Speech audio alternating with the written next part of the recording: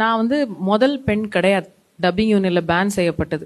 எனக்கு முன்னாடி ஒரு பெண் வந்து யூனியன்ல வந்து கார்டு வாங்குறதுக்கு அவர் வீட்டுல வந்து சந்திச்சு இத்தனை மணிக்கு மேல வந்து பார்க்க சொல்றாரு. நான் ஏன் என்ன வந்து அவங்களோட தனிப்பட்ட முகநூல் அவங்க ஃபேஸ்புக் பேஜ்ல போடுறாங்க இந்த மாதிரி, என்னை ஏன் இந்த மாதிரி கூப்பிட்டு கார்டு வாங்க சொல்றாங்க அப்படின்னு அவங்க ஃபேஸ்புக் பேஜ்ல போட்டதுக்கு அந்த போஸ்டர் எடுத்து டப்பிங் யூனியன்ல அந்த பொண்ணை பேன் பண்றாங்க. அந்த பொண்ணு கேஸுக்கு போகுது.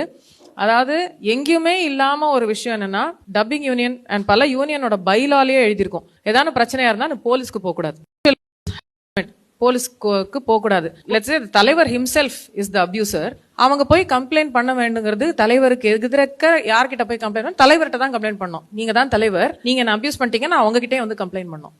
ஸோ அவங்களுக்கு ஒரு சேஃப் ஸ்பேஸே இல்லை வந்து சொல்றதுக்கு. அதை பத்தி அவங்களோட மீதி குரூப் ஒரு ஃப்ரெட்டர்னிட்டியா இருக்கு, மற்றவங்க கிட்ட இந்த மாதிரி ஏன் நடக்குதுன்னு போய் சொன்னா அவங்க போய் கோழி மூட்டி கொடுத்துட்டு அவங்கள தள்ளி வைக்கிறது, சங்க நீக்கம் பண்றது. இல்லைன்னா இந்த மாதிரி நான் சொல்லிட்டேன், உங்க மனசு வந்து ரொம்ப புண்பட்டிருக்கும், தயவு செய்து நான் மன்னிச்சுக்கோங்க, உங்க காலில் விழுந்து நான் மன்னிப்பு கேட்கிறேன்